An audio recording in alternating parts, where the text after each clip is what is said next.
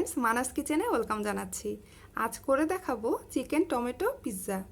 পিৎজার ব্রেডটা দারুণ নরম হবে আর উপরে স্টাফিংয়ে টমেটো কুচি দেওয়ার কারণে একটু টক ভাব এনে দেয়, যা খেতে দারুণ লাগবে।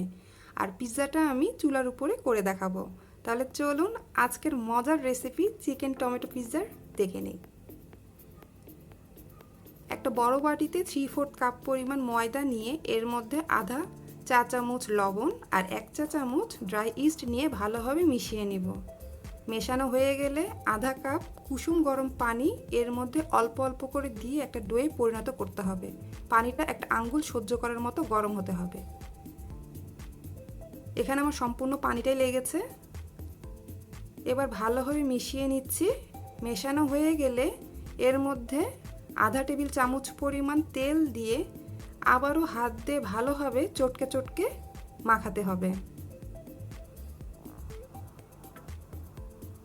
এই পর্যায়ে ডোটা যেন একটু স্টিকি হয় সেটা খেয়াল রাখতে হবে। ডোটা যদি স্টিকি হয় তাহলেই রুটিটা ফুলবে আর সফট হবে, আর ডোটা টাইট বা শক্ত হলে রুটিটা ফুলতে চাইবে না, শক্ত হবে। এর কনসিস্টেন্সিটা দেখুন এই ধরনের হবে।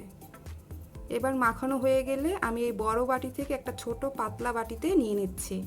এতে করে যখন আমি গরমের পাশে রাখবো এর ভেতরে গরম ভাবটা খুব ইজিলি ঢুকতে পারবে আর ফুলতে সাহায্য করবে। উপরে একটু তেল দিয়ে দিলাম যাতে শুকিয়ে না যায়। এবার পাতলা সুতি কাপড় ভেজানো এটা আমি উপর দিয়ে দিয়ে দিলাম আর চুলার পাশে 1 ঘন্টার জন্য রেখে দিব। এর মধ্যে আমি চিকেন টমেটোর স্টাফিংটা তৈরি করব। চুলায় ফ্রাই প্যান দিয়ে এর মধ্যে 1 টেবিল চামচ তেল দিলাম আর পাতলা ছোট করে কাটা হাড় ছাড়া মুরগির মাংস নিয়েছে 1 কাপ, আধা চামচ লবণ, 1 চা চামচ মরিচের গুঁড়া দিয়ে নেড়ে নিচ্ছি।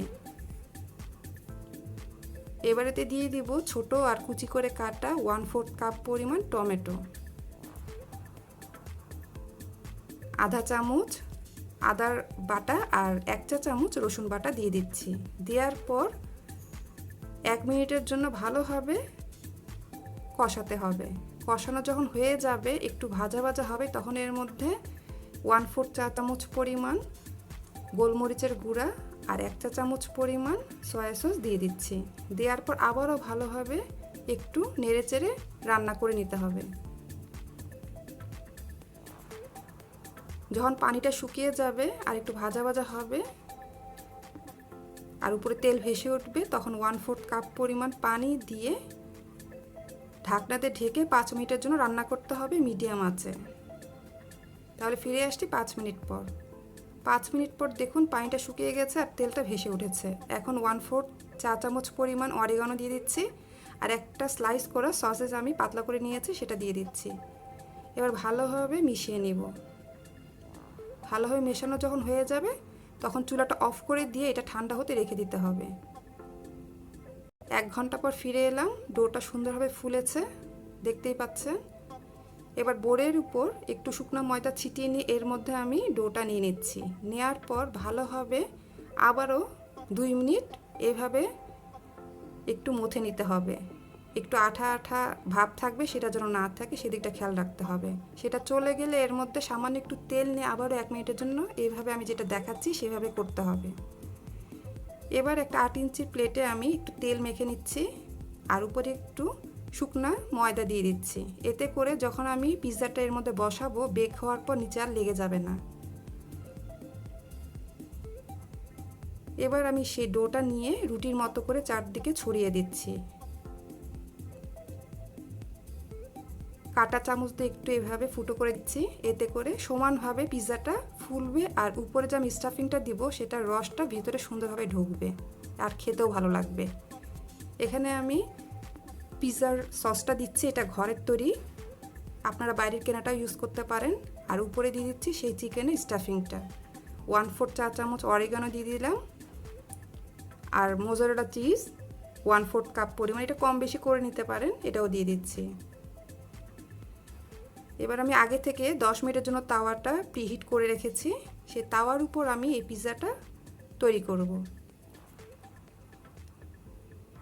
একটা স্ট্যান্ড বসালাম, এর মাঝে আমি প্লেটটা বসাবো।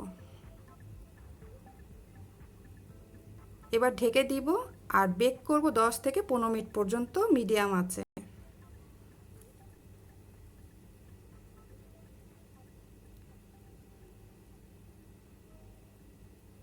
15 মিনিট পর ফিরে এলাম। দেখুন কি সুন্দরভাবে পিৎজাটা হয়েছে।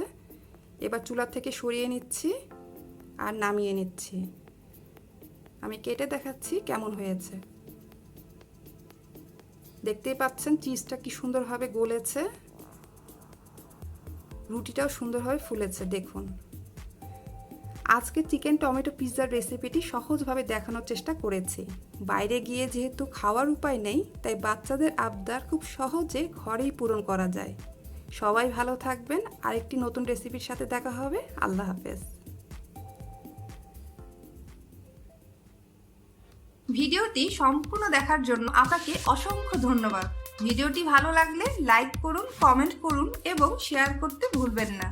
এরকম আরও মজার মজার রেসিপি পেতে এখানে প্রেস করে আমার চ্যানেলটি সাবস্ক্রাইব করুন।